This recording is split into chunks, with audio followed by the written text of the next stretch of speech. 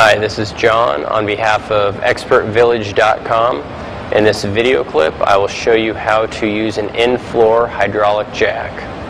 When using a in-floor jack, the first thing you need to do is pull your car until it hits the floor position guide. The next thing you need to do is position each lift arm onto the lift point of the vehicle. Next, you need to raise the lift until the lift arms just touch the vehicle.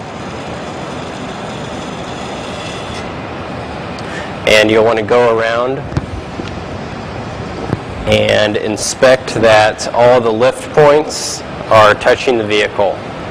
After that, you want to raise the vehicle until all the tires are about an inch off the ground.